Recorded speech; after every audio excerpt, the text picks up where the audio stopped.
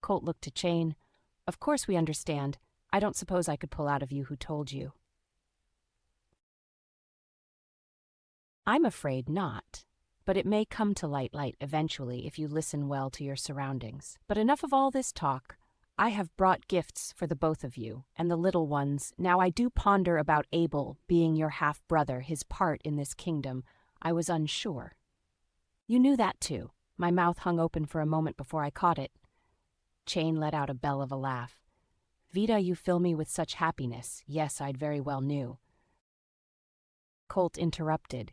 Abel sees himself more of a guard than a prince, but it has been discussed that he will be one of the advisors with a high voice. You didn't have to bring gifts. Chain chuckled slightly. Don't think yourself special, Colt. I do this to each new leader, though. I will say you hold a special place in my links here. Let me get them. I hope they are appropriate for you and your family. He placed the large weaved back basket on the floor carefully. These are for your children and Abel's children. From the basket he pulled 2 wolf pups, but they were huge. Colt picked up the darker of the 2. What have you brought us here, Chain? The pup was licking all over Colt, who looked it over, then put it on the ground. These pups will be fine guards for your children against anyone that wished to harm them if trained well. They are rather large wolves. I'm not familiar with them. They are much larger than even a gray wolf. The wolves here are red wolves, but I know some in the wolf clan who will work with them. Thank you. Ah, these will be much larger than even the gray wolves. These are from my hound, rather a funny story in trade. I was given a female silver hound wolf. She was the largest thing I had ever seen, even for her kind. I gladly took her for company on the road. One night, a lone wolf, very well built, lovely coloring, it was following us, and since I was not in need of fur, I let it be, keeping an eye on it that night. I found the silver wolfhound had left with him, returning the next morning, and lo and behold, not long later she had this litter. These were the 2 finest in the litter. You can name them what you wish. Thank you. They will be of great use to us. Ah, but that's not all. There's more, much more. A while ago I was in a town and saw something that I knew was meant for you. Colt. From the rope in his hand he pulled, and the rope grew loose, and the sound of clops came closer and closer from the other room, till from the doorway came a large horse. It had a black head with a white diamond and black legs, but its body was like liquid silver. It's a lovely one, isn't he? 5 years old, perfectly trained. Colt went to the horse, looking it over. It's a fine one, never seen one like this before. I can use it as a riding horse, but we are trying to get away from animal counterparts, so I will have to be careful.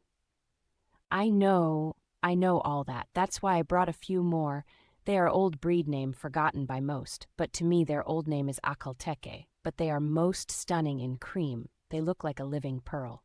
I only brought you 5 of the creams and a white. They are all yearlings, so I'm sure you can manage the training on them. Other than this fine fellow, they will do well in this hot climate. Besides, a king should have the grandest of things. This really is all too much. Nonsense, I gave Abira much grander things when he was appointed. You knew father back then. Surely you're not that old? Colt questioned. I am a link of chains, we all become one, so you could say instead it was my master. Colt looked around. I see your next link is doing well. Yes, indeed, they are very well. Now for the rest. I couldn't see anything or anyone. Now for you, Vida, dear. As soon as I saw you, I knew of your situation with all you sisters. Oh, it was one of the first times I truly wish I could have shared with you. Nevertheless, this is for you. He went over to a trunk, pulling from it 2 thick gold bracelets with gems of all colors deeply embedded in them, and in his other large hand, a key. These are very ancient but well preserved. I know what you're thinking, dear, but these are not just bracelets you see here. They lock on so no one can take them from you. Well, unless they cut it off, I suppose. But there's a meaning behind the gems. You will just have to figure it out in time. But I would suggest wearing one and giving one to a dear friend that you keep by you through thick and thin. I don't think I'm really the one to wear something this fancy. Chain sighed, coming over to me, placing it on my wrist where it automatically locked in place. I must insist, Vida. I know your past, that such things have done nothing but harm. But this one, Vida, was to save. I would give nothing to you to harm you. I could feel the weight of it. Thank you. It really is lovely. Chain looked to me dead in the eyes while handing me the key. I must insist you keep this around your neck at all times. Colt, seeming to understand something I didn't, picked up my arm, looking to the bracelet. It's a fine crafted piece, and it suits you, my snow feather. I could feel myself blushing as Colt put the key around my neck. Colt looked to Chain. Well, if you are done spoiling us with all of these lovely things, I do have a question I'd like to ask you. It's about a secret I hope you possess the answer to. Chain looked to us. Not nearly. Everything couldn't fit in this room and still have room for me. He laughed out again. But now that you have my curiosity, Colt, if it's a secret I keep and I can give it, then I will. But what shall the payment be? Colt looked to Chain. You can pick the price if it fair, which I trust it will be. Chain thought a moment. One of my mules is getting up in age. Don't suppose you could supply me with a fresh one to train?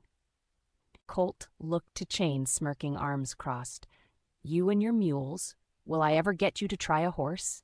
The same moment when you start trying to ride mules instead of horses, I can guarantee you in all the years I've had my mules, not one has been sick. They are sure-footed beyond any horse I've seen and strong to boot. Colt stretched his back slightly. Yes, and stubborn. I think one mule isn't enough for payment. Why don't I just offer you 2 mules and something I'm sure might interest you? Chain smiled. You had me 2 mules, but go on. Colt looked about the room. You are a traveler, keeper of secrets, but things are changing and changing quickly.